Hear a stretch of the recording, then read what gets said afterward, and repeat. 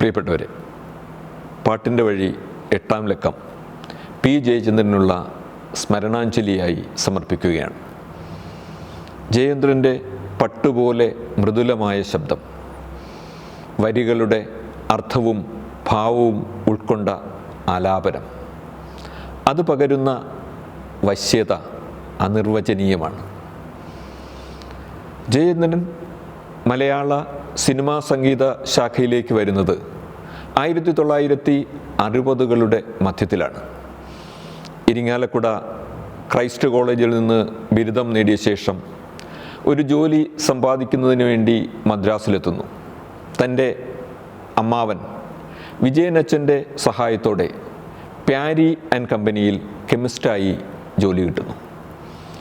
അക്കാലത്താണ് ഒരു ഗാനമേളയിൽ പാടാനുള്ള അവസരം ജയേന്ദ്രന് കിട്ടുന്നത്.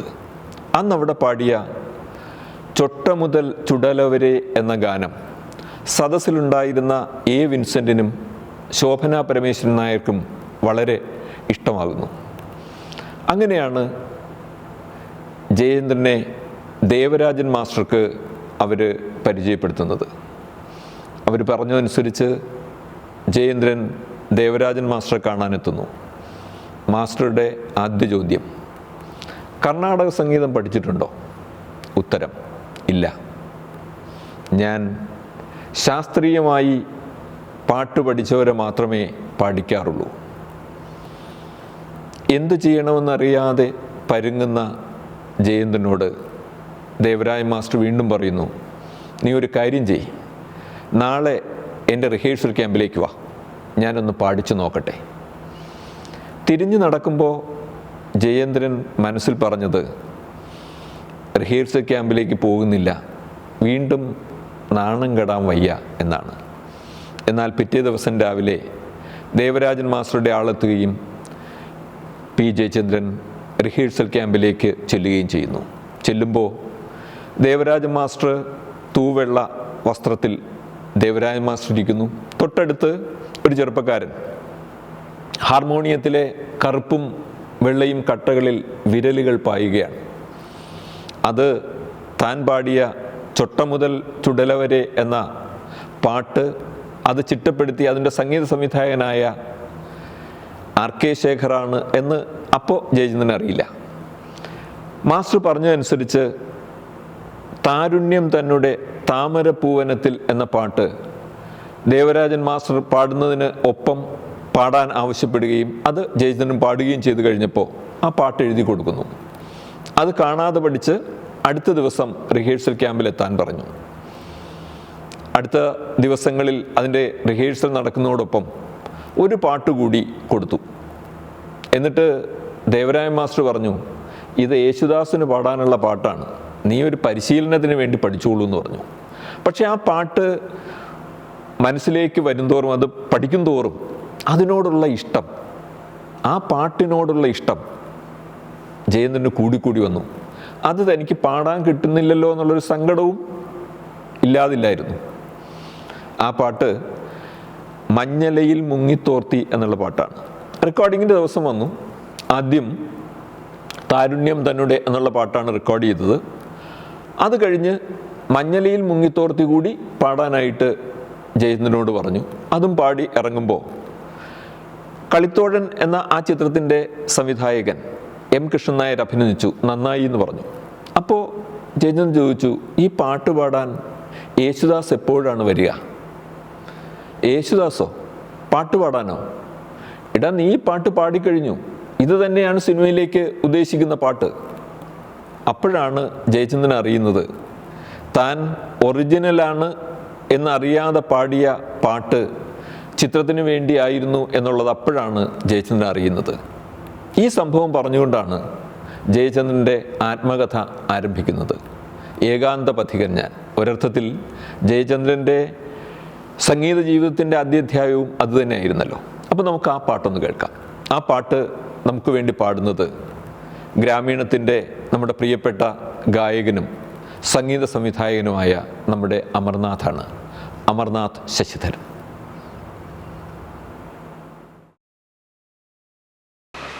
മഞ്ഞലയിൽ മുങ്ങിത്തോർത്തി ധനുമാസ ചന്ദ്രിക വന്നു, നിന്നെ മാത്രം കണ്ടില്ലല്ലോ, നീ മാത്രം വന്നില്ലല്ലോ. പ്രേമ ചകോരി ചകോരി ചകോരി. മഞ്ഞലയിൽ മുങ്ങിത്തോർത്തി ധനുമാസ ചന്ദ്രിക വന്നു, നിന്നെ മാത്രം കണ്ടില്ലല്ലോ, നീ മാത്രം വന്നില്ലല്ലോ. പ്രേമ ചകോരി ചകോരി ചകോരി.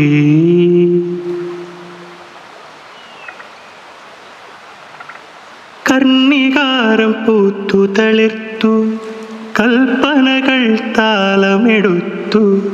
കർണികാരം പൂത്തു തളിർത്തു, കൽപ്പനകൾ താളമെടുത്തു.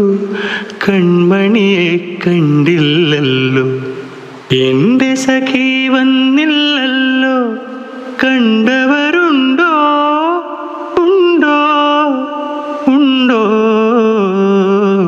മഞ്ഞലയിൽ മുങ്ങിത്തോർത്തി ധനുമാസ ചന്ദ്രിക വന്നു, നിന്നെ മാത്രം കണ്ടില്ലല്ലോ, നീ മാത്രം വന്നില്ലല്ലോ. പ്രേമ ചകോരി ചകോരി ചകോരി.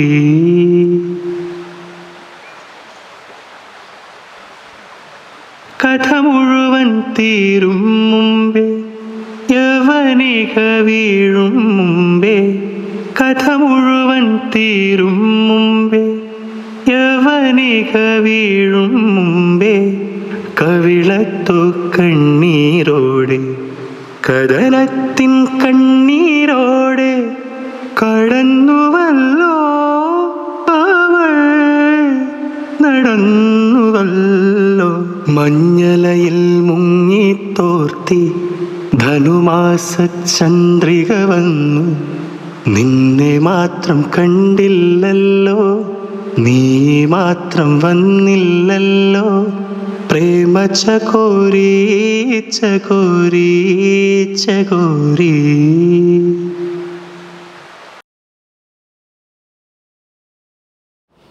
Thank you Amarnath. ജയചന്ദ്രൻ ആദ്യമായി പാടിയത് യഥാർത്ഥത്തിൽ കളിത്തോഴൻ എന്ന സിനിമയ്ക്ക് വേണ്ടിയായിരുന്നില്ല, അത് കുഞ്ഞാലിമരയ്ക്കാറിന് വേണ്ടിയായിരുന്നു.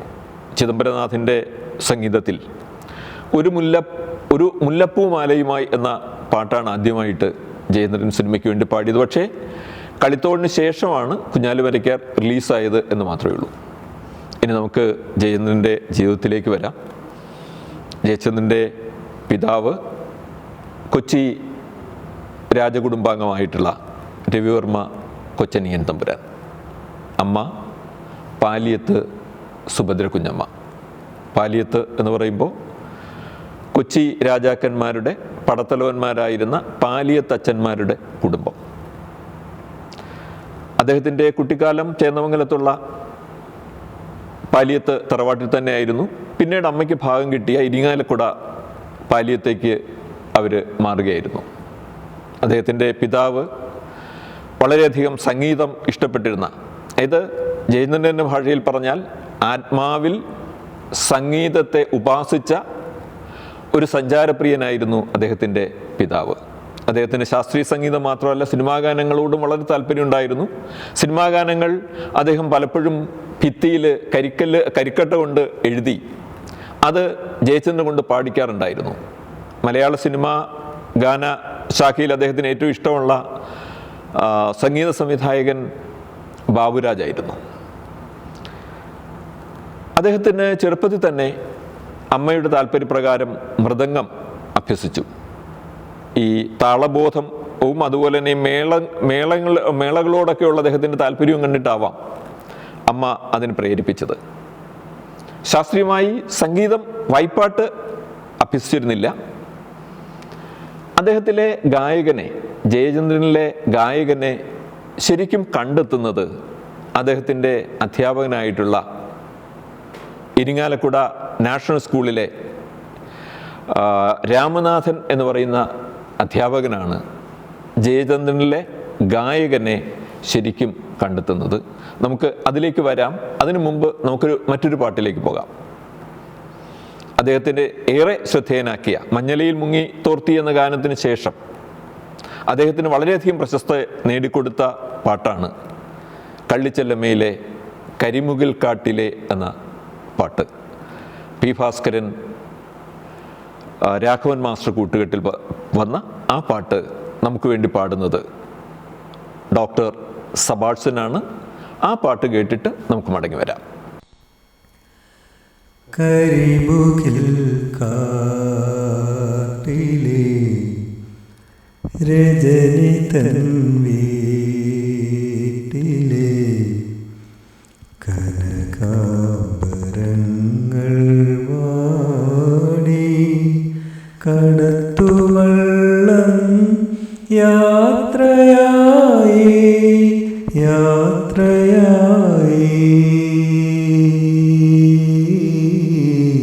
കരയിൽ നീ മാത്രമായി.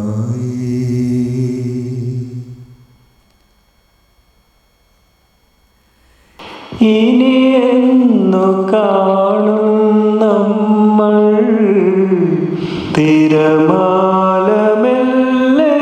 ചൊല്ലി ചക്രവാളമാകെ നിന്റെ ഗദ്ഗദം മുഴങ്ങിടുന്നു. കരിമുകിൽ കാട്ടിലെ രജനി തൻ വീട്ടിലെ കനകാംബരങ്ങൾ വാടി കടത്തുവള്ളം യാത്രയായി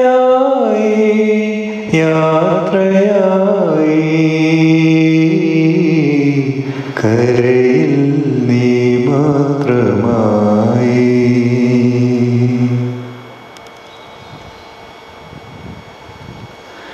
കരയുന്ന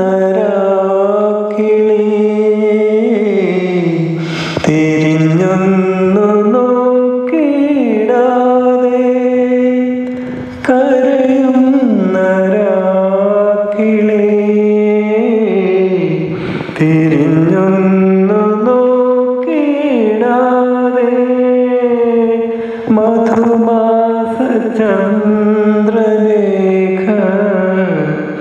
മടങ്ങുന്നു പള്ളി തേരിൽ. കരിമുകിൽ കാട്ടിലെ രജനി തൻ വീട്ടിലെ കനകാംബരങ്ങൾ വാടി കടത്തുവള്ളം യാത്രയായി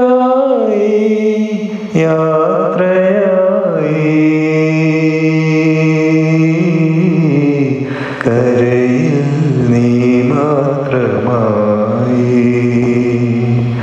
കരയിൽ നീ മാത്രമായി.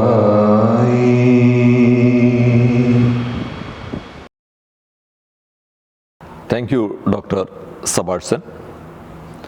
ആ കാലഘട്ടത്തിലൊക്കെ സ്കൂളുകളിൽ ആഴ്ചയിലൊരിക്കൽ സാഹിത്യ സമാജം എന്ന് പറയുന്നൊരു പരിപാടി ഉണ്ടായിരുന്നു. ഇത് കുട്ടികളിലെ കലാവാസനകളും അതുപോലെ തന്നെ സാഹിത്യ അഭിരുചിയും ഒക്കെ വളർത്തുന്നത് ആ ഒരു ലക്ഷ്യം വെച്ചുകൊണ്ട് ഉള്ള ഒരു ഇതായിരുന്നു സാഹിത്യ സമാജങ്ങൾ. ഒരു ദിവസം ഈ സാഹിത്യ സമാജത്തിൽ ജയചന്ദ്രൻ്റെ പാട്ട് കേട്ട രാമനാഥൻ സാറ് ജയേന്ദ്രനോട് പറഞ്ഞു, ഇത് കഴിഞ്ഞിട്ട് ജയൻകുട്ടൻ സ്റ്റാഫ് റൂമിലേക്ക് വരണം. സ്റ്റാഫ് റൂമിൽ ചെന്നപ്പോൾ മറ്റ് അധ്യാപകരോടായിട്ട് മാസ്റ്റർ പറഞ്ഞു, നമുക്കൊരു പുതിയ ഗായകനെ കിട്ടിയിരിക്കുന്നു. അവിടെ ഉണ്ടായിരുന്ന ഒരു അധ്യാപകൻ പറഞ്ഞതനുസരിച്ച് അദ്ദേഹം ഒരു പാട്ട് പാടി. ഓ വെണ്ണിലാവേ എന്ന് തുടങ്ങുന്ന ആ പാട്ട് പാടിക്കഴിഞ്ഞപ്പോൾ വളരെ സീനിയറായിട്ടുള്ള മറ്റൊരു അധ്യാപകൻ പറഞ്ഞു, നമുക്കൊരു സമ്മാനം ഉറപ്പായി. അദ്ദേഹം ഉദ്ദേശിച്ചത് കേരളത്തിൽ ആദ്യമായിട്ട് സ്കൂൾ കലോത്സവം ആരംഭിക്കുന്നത്, അന്നതിൻ്റെ പേര് യുവജനോത്സവം എന്നാണ്, സ്കൂൾ യുവജനോത്സവം. അത് ആരംഭിച്ച 1958-ലാണ്. അപ്പോൾ അതിൽ ഒരു സമ്മാനം ഉറപ്പായി എന്നാണ് അദ്ദേഹം ഉദ്ദേശിച്ചത്. അതിൽ മൃദംഗത്തിലും ലളിതഗാനത്തിലുമാണ് ജയേന്ദ്രൻ മത്സരിച്ചത്. മൃദംഗത്തിൽ അദ്ദേഹത്തിന് 1-ാം സ്ഥാനം കിട്ടി. പക്ഷേ ലളിതഗാനത്തിൽ 2-ാം സ്ഥാനമായിരുന്നു. 1-ാം സ്ഥാനം കൊച്ചിയിൽ നിന്ന് വന്ന ഒരു പയ്യനായിരുന്നു. ആ പയ്യൻ്റെ പേര് യേശുദാസ്.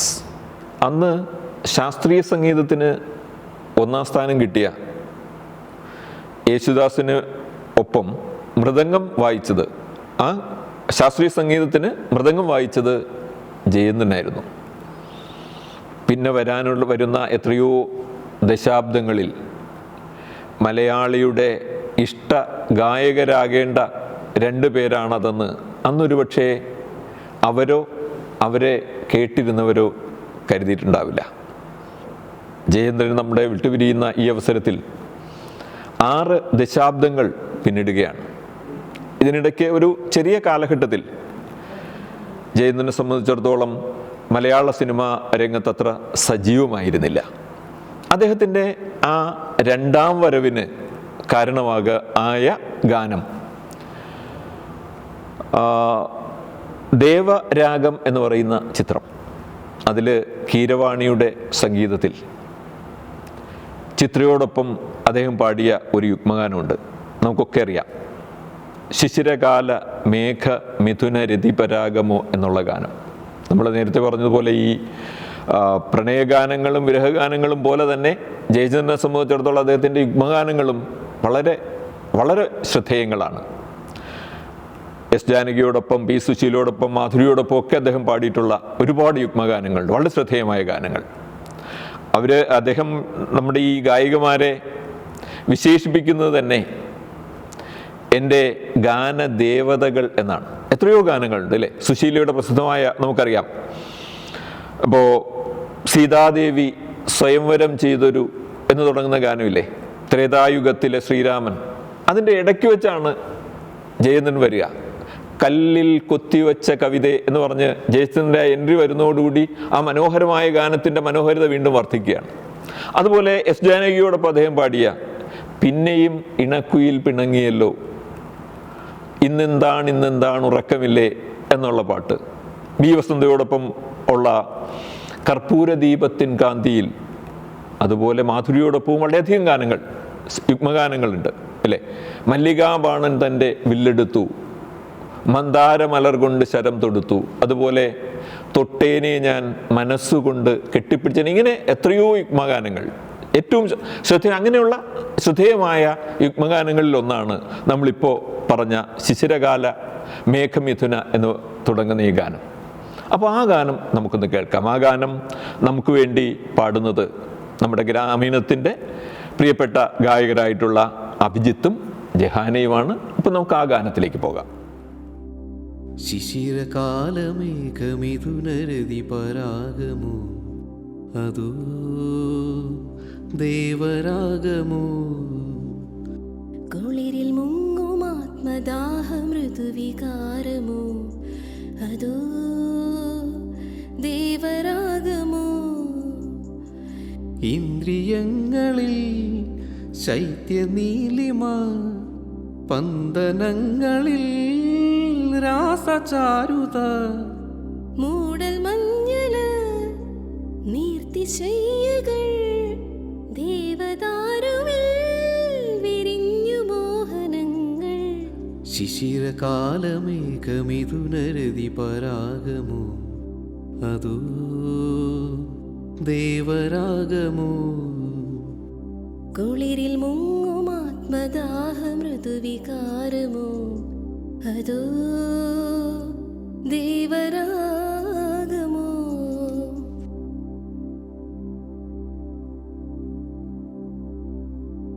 ആദ്യരോമഹർഷവും അങ്കുലീയ പുഷ്പവും അനുഭൂതി പകരുന്ന മധുരം,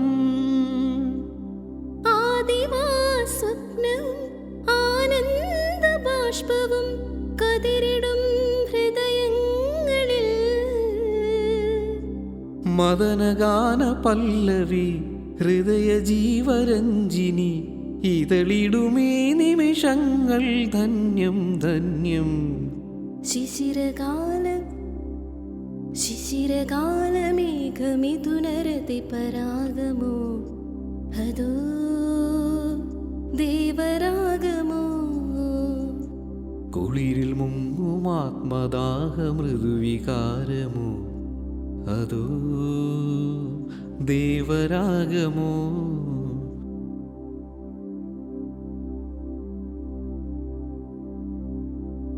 ലോല ലോല പാണിയാം കാലകനകതൂലിക എഴുതുന്നൊരീ പ്രേമകാവ്യം ഈ നിശാലഹരിയും താരാഗണങ്ങളും അലിയുമീ ഹൃദയങ്ങളിൽ ലയനരാഗവാഹിനി തരളതാളകാമിനി തഴുകിടുമീ നിമിഷങ്ങൾ ധന്യം ധന്യം ശിശിരകാലമേഘമിഥുനരതി പരാഗമോ അതോ ദേവരാഗമോ കുളിരിൽ മുങ്ങും ആത്മദാഹ മൃദുവികാരമോ അതോ ദേവരാഗമോ അതോ ദേവരാഗമോ അതോ ദേവരാഗമോ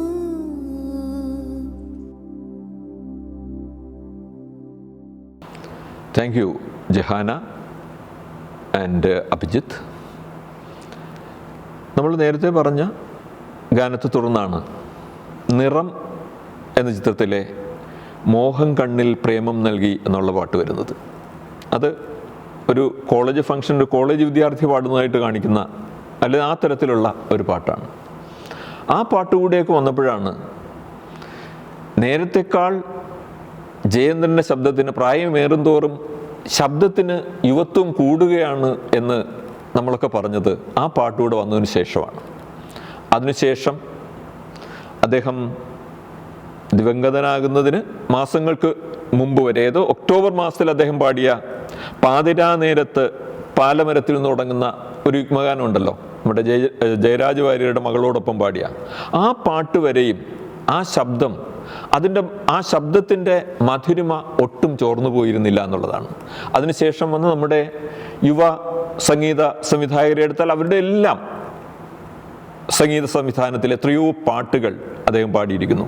ഇപ്പോൾ എം ജയചന്ദ്രൻ്റെ, ബിജിപാലിൻ്റെ, ഗോപി സുന്ദറിൻ്റെ, അൽഫോൺസിൻ്റെ, അതുപോലെ Deepak Dev, Alex Paul, Suresh Peters, ഇവരുടെ എല്ലാം എത്രയോ ഗാനങ്ങൾ അദ്ദേഹം ഈ കാലയളവിൽ പാടിയിരിക്കുന്നു. അതുപോലെ തന്നെ ജയചന്ദ്രനെ സംബന്ധിച്ചിടത്തോളം മലയാളത്തിൽ പാടിയതുപോലെ തന്നെ അദ്ദേഹം മറ്റ് ദക്ഷിണേന്ത്യൻ ഭാഷകളിലും വളരെ സജീവമായിരുന്നു. തെലുങ്കിൽ, കന്നഡയിൽ, തമിഴിൽ, ഒരുപക്ഷെ മലയാളത്തോളം തന്നെ പാട്ടുകൾ അത്രയും ഇല്ല എങ്കിൽ പോലും വളരെയധികം പാട്ടുകൾ അദ്ദേഹം തമിഴിൽ പാടിയിട്ടുണ്ട്. മലയാളത്തിൽ അദ്ദേഹത്തിന് സംസ്ഥാന അവാർഡുകൾ 5 അവാർഡുകളാണ് കിട്ടിയെങ്കിൽ തമിഴിൽ അദ്ദേഹത്തിന് 4 അവാർഡുകൾ ഏറ്റവും മികച്ച ഗായകൻ എന്നുള്ള നിലയ്ക്ക് കിട്ടിയിട്ടുണ്ട്. അപ്പോൾ നമുക്ക് അങ്ങനെ ഒരു തമിഴ് പാട്ടിലേക്ക്, അദ്ദേഹത്തിൻ്റെ ഒരു തമിഴ് പാട്ട്, ഇളയരാജ സംഗീതം നിർവഹിച്ച വൈദേഹി കാത്തിരുന്നാൾ എന്ന ചിത്രത്തിലെ മനോഹരമായ വളരെ പോപ്പുലറായിട്ടുള്ള രാസാത്തി ഒന്നേ എന്നുള്ള പാട്ട് നമുക്ക് വേണ്ടി പാടുന്നത് ഡോക്ടർ DS ബിനു ആണ്. ഈ പാട്ടിനെ സംബന്ധിച്ച് മറ്റൊരു വിചിത്രമായൊരു കഥ കൂടി കേട്ടിട്ടുണ്ട്. അത് ഇളയരാജ പറഞ്ഞതുകൊണ്ട് അത് നമുക്ക് വിശ്വസിക്കുകയേ തരമുള്ളൂ. ഇളയരാജയുടെ സ്ഥലം തേനി, കമ്പം, ആ ഭാഗത്തെ ഒരു തിയേറ്ററിൽ ഈ ചിത്രം വരുന്ന സമയത്ത് അതിന് അധിക ദൂരമല്ലാത്ത വനപ്രദേശമാണ്. അപ്പോൾ ഈ അവിടെ ഉണ്ടായിരുന്നൊരു സംവിധാനം എന്ന് പറഞ്ഞാൽ സിനിമയിൽ പാട്ടുകൾ വരുന്ന സമയത്ത് അത് വെളിയിൽ സ്പീക്കറിലിടും. അങ്ങനെ ഇടുന്ന സമയത്ത് ശ്രദ്ധിച്ച ഒരു കാര്യം, ആനകൾ കൂട്ടത്തോടെ വന്ന് ഒരു നിശ്ചിത ദൂരത്തിൽ നിൽക്കുകയും ഈ പാട്ട്, നമ്മളീ പറഞ്ഞ രാസാത്തി ഒന്നേ എന്നുള്ള പാട്ടിൻ്റെ സമയത്താണിത് വരിക, വന്നിട്ട് അതിൻ്റെ തുമ്പിക്കൈ മുകളിലേക്ക് ഉയർത്തി ധ്യാനിക്കുന്നത് പോലെ ആനകൾ നിൽക്കുമായിരുന്നു എന്നും ആ പാട്ട് കഴിയുമ്പോൾ ആനകൾ മടങ്ങിപ്പോവും ചെയ്യുന്ന ഈ സിനിമയിൽ ഈ പാട്ട് ഇടുന്ന ആ കാലയളവിൽ അത്രയും ഇത് തുടർന്നു എന്നാണ് ഇളയരാജ പറയുന്നത്. അപ്പോൾ പിന്നെ നമുക്കത് വിശ്വസിക്കേ തരമുള്ളൂ. നമുക്ക് ആ പാട്ടൊന്ന് കേൾക്കാം. ராசாத்தி ஒன்ன காணாத நெஞ்சு காத்தாடி போனாடுது. ராசாத்தி ஒன்ன காணாத நெஞ்சு காத்தாடி போனாடுது. பொழுதாகி போச்சு விளக்கேத்தியாச்சு பொன்மானே ஒன்ன ராசாத்தி ஒன்ன காணாத நெஞ்சு காத்தாடி போனாடுது. கண்ணுக்கொரு வண்ணக்கிளி காதுக்கொரு கானக்குயில் நெஞ்சுக்கொரு வஞ்சிக்கொடி நீதானமுமா. கண்ணுக்கொரு வண்ணக்கிளி காதுக்கொரு கானக்குயில் நெஞ்சுக்கொரு வஞ்சிக்கொடி நீதானம்மா. தத்தித்தவரம் தங்கத்திலே பொங்கி பெருகும் சங்கத்தமிழே முத்தம் தரவித்தம் வருதற்ற தத்திரம். யாரோடு இங்கே எனக்கென்ன பேச்சு நீதானே கண்ணே நான் வாங்கும் மூச்சு.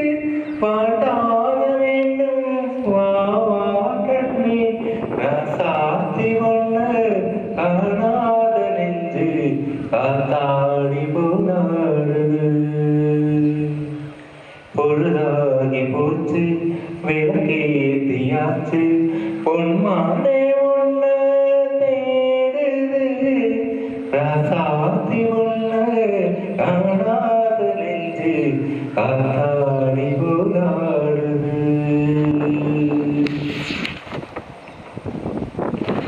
மங்கை ஒரு கங்கை என மன்னன் ஒரு கண்ணன் என காதில் ஒரு காதல் கதை சொன்னார் என்ன.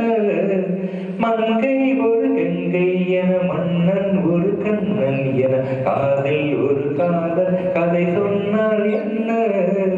அத்தை மகனோ மாமன் மகனோ சொந்தம் எதுவோ பந்தம் எதுவோ சந்தித்தது சிந்தித்தது சித்திக்கிட. அம்மாடி நீதான் இல்லாதனாலும் வெண்மேகம் வந்து நீதானவாலும் தாங்காத ஏக்கம் போதும் போதும். ராசாத்தி ஒன்ன காணாத நெஞ்சு காத்தாடி போனாடுது. பொழுதாகி போச்சு விளக்கேத்தியாச்சு பொன்மானே ஒன்ன தேடுது. ராசாத்தி ஒன்ன காணாத நெஞ்சு காத்தாடி போனாடுது. காத்தாடி போனாடுது. Thank you doctor Binu. ജയേന്ദ്രനെ സംബന്ധിച്ചിടത്തോളം അദ്ദേഹം ശാസ്ത്രീയമായി സംഗീതം പഠിച്ചിട്ടില്ല എന്നത് ഒരു കുറവായിട്ട് പലരും കണ്ടിരുന്നു എന്ന് മാത്രമല്ല, അത് ആവശ്യമാണ് എന്ന് ദേവരാജ മാസ്റ്ററും അതുപോലെ ദക്ഷിണാമൂർത്തി സ്വാമികളുമൊക്കെ അദ്ദേഹത്തെ ഉപദേശിക്കുകയും ചെയ്തിരുന്നു. അതുകൊണ്ട് തന്നെ അദ്ദേഹം ആദ്യം ഡോക്ടർ ബാലമുരളീകൃഷ്ണയുടെ അടുത്തു നിന്നും അതിനുശേഷം എൽ സുബ്രഹ്മണ്യത്തിൽ നിന്നും അദ്ദേഹം കർണാടക സംഗീതം അഭ്യസിക്കാനായിട്ട് ശ്രമിച്ചു. പക്ഷെ അതും പൂർത്തീകരിച്ചില്ല. അദ്ദേഹം പറയുന്ന അദ്ദേഹത്തിൻ്റെ സ്വഭാവത്തിൻ്റെ ഒരു പ്രത്യേകത, എന്തിലും ഒരു ഉഴപ്പൻ സമീപനം സ്വീകരിക്കുന്നത് കൊണ്ടാണ് അത് പൂർത്തീകരിക്കാഞ്ഞത് എന്ന് അദ്ദേഹം പറയുന്നുണ്ടെങ്കിലും അതിന് മറ്റൊരു കാരണം കൂടി ഉണ്ടാവാം.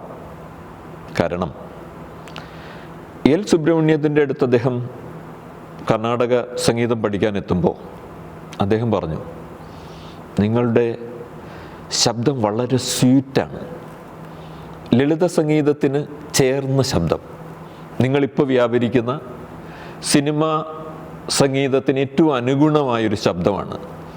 നിങ്ങൾ കൂടുതൽ കർണാടക സംഗീതം പഠിക്കുന്നതോടുകൂടി ഒരുപക്ഷേ നിങ്ങളുടെ ശബ്ദത്തിൽ ചെറിയ മാറ്റം വരാം.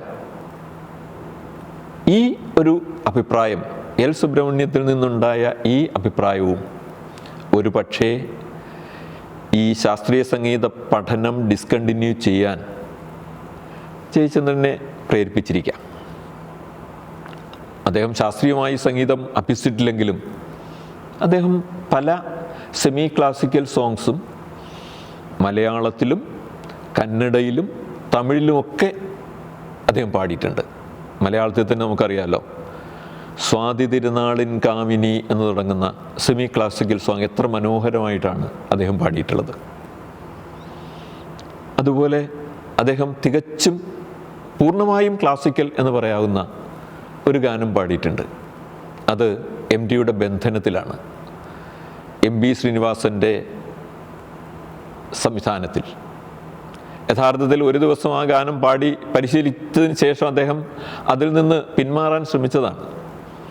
അദ്ദേഹത്തിൻ്റെ സുഹൃത്ത് കേശവൻ നമ്പൂതിരിയുടെയൊക്കെ നിർബന്ധത്തിന് വഴങ്ങിയാണ് അദ്ദേഹം ആ പാട്ട് പാടാൻ തയ്യാറാകുന്നത്. അദ്ദേഹം തന്നെ പറഞ്ഞിട്ടുണ്ട്, ഒരുപക്ഷെ ഞാൻ ശാസ്ത്രീയ സംഗീതം അഭ്യസിച്ചിരുന്നെങ്കിൽ ഒരു ദിവസം കൊണ്ട് എനിക്ക് പഠിച്ച് പാടാൻ കഴിയുന്ന ഈ പാട്ട് ശാസ്ത്രീയ സംഗീതം അങ്ങനെ അഭ്യസിച്ചിട്ടില്ലാത്തതുകൊണ്ട് എനിക്ക് ഒരാഴ്ച വേണ്ടി വന്നു അത് പഠിച്ചെടുക്കാൻ എന്ന് അദ്ദേഹം പറഞ്ഞിട്ടുണ്ട്. പക്ഷേ ആ പാട്ടിന് ആ വർഷത്തെ ഏറ്റവും മികച്ച ഗായകനുള്ള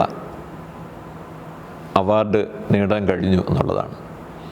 അറിയാതെയാണെങ്കിൽ പോലും എം ബി ശ്രീനിവാസൻ അദ്ദേഹത്തിൻ്റെ സിനിമാ പ്രവേശനത്തിന് ഒരു നിമിത്തമായിട്ടുണ്ട്. നമ്മൾ ആദ്യം പറഞ്ഞല്ലോ, അദ്ദേഹം ഗാനമേളയിൽ പങ്കെടുക്കുകയും ചൊട്ട മുതൽ ചുടല വരെ എന്നുള്ള പാട്ട് പാടുകയും അങ്ങനെ വിൻസെൻ്റ് മാഷിൻ്റെയൊക്കെ ഒരു ശുപാർശയിലാണ് സിനിമാ സംഗീതത്തിലേക്ക് വന്നതെന്ന് പറഞ്ഞല്ലോ. അന്ന് യഥാർത്ഥത്തിൽ ആ ഗാനമേള അവിടെ കണ്ടക്ട് ചെയ്തത് എം വി ശ്രീനിവാസനായിരുന്നു. അപ്പോൾ അങ്ങനെ അറിയാതെയാണെങ്കിൽ പോലും അദ്ദേഹത്തിൻ്റെ കരിയറിന് നിമിത്തമായ ഒരാളാണ് M V Srinivasan. M V ശ്രീനിവാസൻ്റെ സംഗീതത്തെ അദ്ദേഹം പല ഗാനങ്ങൾ പാടിയിട്ടുണ്ട്. അതിൽ വളരെ ശ്രദ്ധേയമായ ഒന്നാണ് ഉൾക്കടലിലെ ONV-യുടെ രചനയിൽ വന്ന ശരദിന്ദു മലർദീപ നാളം നീട്ടി സുരഭിലയാമങ്ങൾ ശ്രുതിമീട്ടി. നമുക്കിനി ആ പാട്ടൊന്ന് കേട്ടാലോ. നമുക്ക് വേണ്ടി ആ പാട്ട് പാടുന്നത് നമ്മുടെ ഗ്രാമീണത്തിൻ്റെ പ്രിയപ്പെട്ട ഗായകരായിട്ടുള്ള കൃഷ്ണയും സിജുവും ചേർന്നാണ്.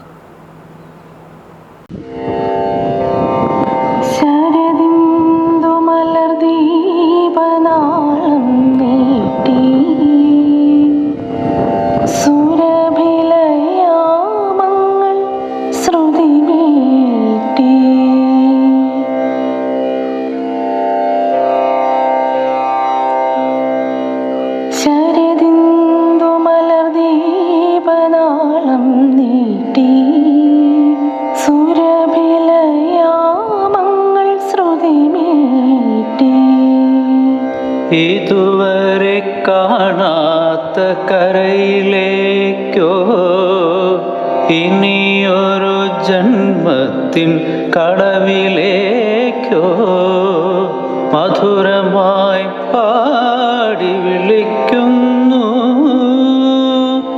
ആരോ മധുരമായി പാടി വിളിക്കുന്നു ശരദിന്ദു മലർദീപനാളം നീട്ടി സുരഭിലയാമങ്ങൾ ശ്രുതി മീട്ടി.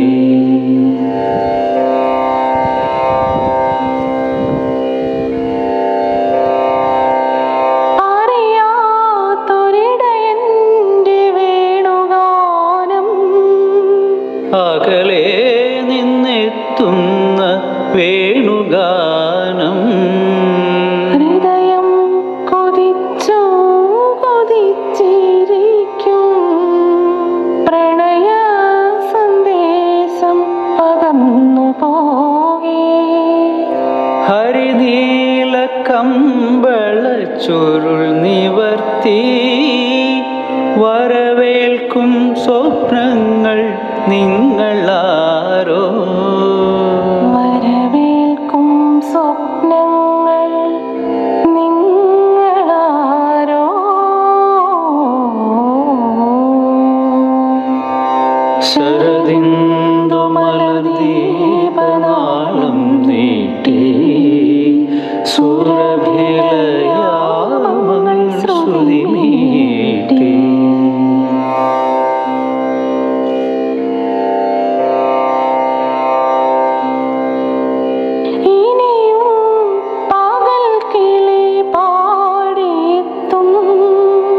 ഇനിയും ത്രിസന്ധ്യ പൂച്ചൂടി നിൽക്കും.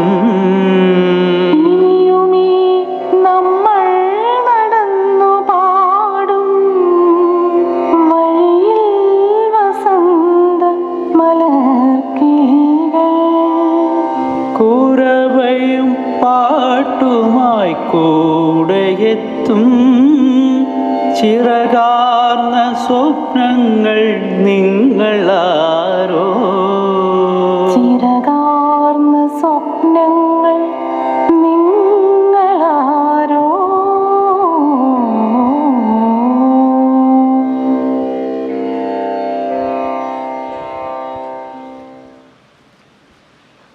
Thank you Siju and Krishna. Yesudas എന്ന് പറയുന്ന ഒരു വൻമരം അതിൻ്റെ എല്ലാ ഔന്നത്യത്തോടെയും ശാഖകൾ വിടർത്തി പടർന്ന് പന്തലിച്ച് നിൽക്കുമ്പോൾ അതിൻ്റെ അടിയിൽ മറ്റൊരു മരം വളരുക എന്നത് വളരെ ബുദ്ധിമുട്ടുള്ള കാര്യമാണ്. അതിനെ അതിജീവിച്ചാണ് ഈ 6 പതിറ്റാണ്ട് ജയേന്ദ്രൻ മലയാള സിനിമയിൽ തിളങ്ങി നിന്നത്. പലപ്പോഴും മെച്ചപ്പെട്ട പാട്ടുകളൊക്കെ പൊതുവേ യേശുദാസിനാണ് നൽകപ്പെട്ടിരുന്നത്. ചിലപ്പോൾ അദ്ദേഹം പാടിയപ്പോൾ സിനിമയിൽ വരുമ്പോഴത്തേക്ക് അദ്ദേഹത്തിൻ്റെ വോയിസ് തന്നെ മാറിയ ചില ദുര്യോഗങ്ങൾ ഉണ്ടായിട്ടുണ്ട്. എന്ന് മാത്രമല്ല, നമ്മളിന്ന് ജയേന്ദ്രൻ്റെ നമ്മൾ മനസ്സിൽ കൊണ്ടു നടക്കുന്ന മനോഹരമായ പല ഗാനങ്ങളും ആ ഗാനങ്ങളിൽ നിന്ന് ഒഴിവാക്കപ്പെടാനുള്ള സാഹചര്യങ്ങൾ പോലും ഉണ്ടായിട്ടുണ്ട്. ഇപ്പോൾ ഉദാഹരണത്തിന് തോക്കുകൾ കഥ പറയുന്നു എന്ന് പറയുന്ന സിനിമയിലെ പൂവും പ്രസാദവും ഇളനീർക്കുടവുമായി മനോഹരമായൊരു ഗാനമാണ് ജയസൻ്റെ. പക്ഷേ അത് പാടി റെക്കോർഡ് ചെയ്തതിന് ശേഷം അതിൻ്റെ സംവിധായകൻ KS സേതുമാധവൻ ശഠിച്ചു. അത് മറ്റൊരാളെ കൊണ്ട് പാടിക്കണം എന്ന് ശഠിച്ചു. അദ്ദേഹം പറഞ്ഞത് സത്യത്തിൻ്റെ വോയിസുമായിട്ട് അത് പൊരുത്തപ്പെടുന്നില്ല എന്നാണ്. ആ ഗാനത്തിൻ്റെ സംഗീത സംവിധായകൻ ദേവരാജൻ മാസ്റ്റർ ആയതുകൊണ്ട് മാത്രം അത് മാറ്റാൻ കഴിയില്ല എന്ന് ദേവരാജൻ മാസ്റ്റർ ഉറപ്പിച്ച് പറഞ്ഞു എന്ന് മാത്രമല്ല, സേതുമാധവനോട് ചോദിച്ചു, ഈ ചിത്രത്തിൽ സത്യനല്ലേ അഭിനയിക്കുന്ന, സത്യനെ മാറ്റി മധുവിനെ അഭിനയിപ്പിക്കാൻ പറഞ്ഞാൽ നിങ്ങൾ ചെയ്യില്ലല്ലോ, ഇതും അതുപോലെ തന്നെ എന്ന് അത്ര സ്ട്രോങ് ആയിട്ട് പറഞ്ഞതുകൊണ്ടാണ് ജയസിൻ്റെ തന്നെ ആ പാട്ട് നിലനിർത്താൻ പറ്റിയത്. അതുപോലെയാണ് ബാബുരാജിൻ്റെ സംഗീതത്തിൽ വന്ന അനുരാഗഗാനം പോലെ എന്ന മനോഹരമായ ഗാനം. അതും ഇതുപോലെ തന്നെ അവസാന ഘട്ടത്തിൽ അത് വിതരണക്കാരായിരുന്നു. വിമല ഫിലിംസ് എന്ന് പറയുന്ന വിതരണക്കാർ പറഞ്ഞു അത് പറ്റില്ല, വേറെ ഒരു ഗായകനെ കൊണ്ട് പാടിക്കണം, ശബ്ദത്തിന് മെച്യൂരിറ്റി പോരാന്നൊക്കെ പറയുമ്പോൾ അതിൻ്റെ സംവിധായകൻ വേണുവിൻ്റെ നിർബന്ധം കൊണ്ടാണ് അതതിൽ നിലനിർത്താൻ പറ്റിയത്. അങ്ങനെ ഒരുപാട് അവസരങ്ങളിൽ അദ്ദേഹത്തിൻ്റെ പാട്ടുകൾ മാറ്റാൻ തന്നെ ശ്രമങ്ങൾ ഉണ്ടായിട്ടുണ്ട്. നമ്മൾ നേരത്തെ പറഞ്ഞതുപോലെ ജയേന്ദ്രൻ സിനിമയിൽ അത്ര സജീവമല്ലാത്ത കാലത്ത് അദ്ദേഹം വളരെയധികം ലളിതഗാനങ്ങൾ പാടിയിട്ടുണ്ട്. അതിൽ ഏറ്റവും മുന്നിൽ നിൽക്കുന്നത്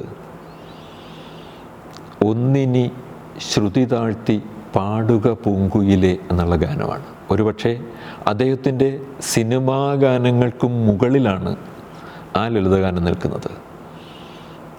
ആ ഗാനം അതിൻ്റെ ആ ഭാവം ഉൾക്കൊണ്ട് തന്നെ നമ്മുടെ ഗ്രാമീണത്തിൻ്റെ ഭാവഗായകൻ ശ്രീ സുനീഷ് സുഗതൻ നമുക്ക് വേണ്ടി പാടുന്നു.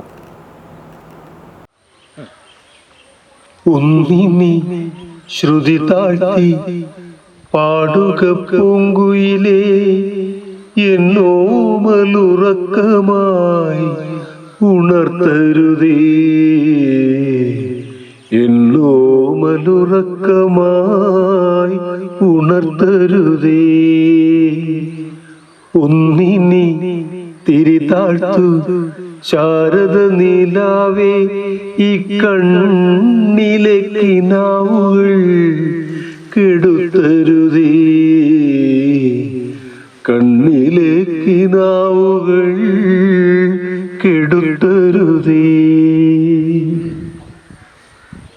ഉച്ചത്തിൽ മിടിക്കല്ലേ നീ എന്റെ ഹൃദന്തമേ സ്വച്ഛശാന്തമെന്നോമൽ മയങ്ങിടുമ്പോ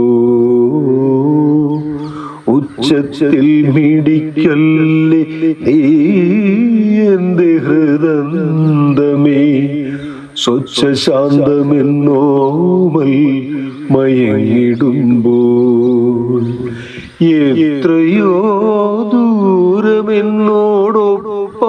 നടന്ന പദപത്മങ്ങൾ തരളമായി ഇളവേൽക്കുമ്പോൾ താരാട്ടിന്നനുയാത്ര നിദ്രതൻ പടിവരെ താമരമലർമിഴി അടയും വരെ ഒന്നിനി ശ്രുതി താഴ്ത്തി പാടുക പൂങ്കുയിലേ എന്നോമലുറക്കമായി ഉണർത്തരുതേ എന്നോമലുറക്കമായി ഉണർത്തരുതേ രാവും പകലും ഇണചേരുന്ന സന്ധ്യയുടെ സൗവർണ്ണ നിറമോലും ഈ മുഖം നോക്കി രാവും പകലും ഇണചേരുന്ന സന്ധ്യയുടെ സൗവർണ്ണ നിറമോലും ഈ മുഖം നോക്കി കാലത്തിൻ കണികയാമി ഒരു ജന്മത്തിൻ്റെ ജാലകത്തിലൂടപരതയെ നോക്കി ഞാനിരിക്കുമ്പോൾ കേവലാനന്ദ സമുദ്രമൻ പ്രാണനിലല തല്ലി ആർത്തിടുന്നു ഒന്നിനി ശ്രുതി താഴ്ത്തി പാടുക പൂങ്കുയിലേ എന്നോമലുറക്കമായി ഉണർത്തരുതേ എന്നോമലുറക്കമായി ഉണർത്തരുതേ ഒന്നിനി തിരി താഴ്ത്തു ശാരദ നിലാവേ ഈ കണ്ണിലെ കിനാവുകൾ കെടുത്തരുതേ കണ്ണിലെ കിനാവുകൾ കെടുത്തരുതേ ഒന്നിനി ശ്രുതി താഴ്ത്തി പാടുക പൂങ്കുയിലേ എന്നോമലുറക്കമായി ഉണർത്തരുതേ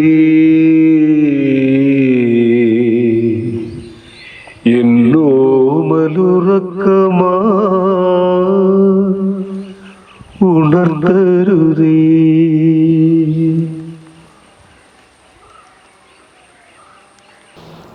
താങ്ക് യു സുനീഷ്. ഈ ഗാനം ആദ്യമായി കേട്ടത് ഇപ്പോഴും മനസ്സിലുണ്ട്. 1988 എന്ന് തോന്നുന്നു. ഒരു ഓണത്തിന് ദൂരദർശനിലാണ് ആദ്യമായിട്ട് ഈ പാട്ട് വരുന്നത്. ദൂരദർശന് വേണ്ടി പാടിയതാണ്. 3 പാട്ടുകളുണ്ടായിരുന്നു.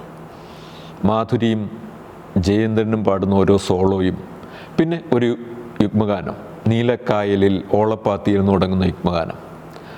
അതിലേറ്റവും മികച്ചു നിന്നത് ഈ ഗാനം തന്നെയായിരുന്നു. ആ കേട്ട ആദ്യ കേൾവിയിൽ തന്നെ മനസ്സിലേക്ക് വല്ലാതെ പടർന്നു കയറിയ ഒരു പാട്ടാണിത്. ജയേന്ദ്രൻ പറഞ്ഞിട്ടുണ്ട്, മരിക്കുന്നതിൽ എനിക്ക് വിഷമമില്ല, പക്ഷേ റഫീ സാഹിബിൻ്റെയും സുശീലാമ്മയുടെയും MSVയുടെയൊന്നും പാട്ടുകൾ കേൾക്കാൻ കഴിയില്ലല്ലോ എന്നതാണ് എൻ്റെ സങ്കടമെന്ന്.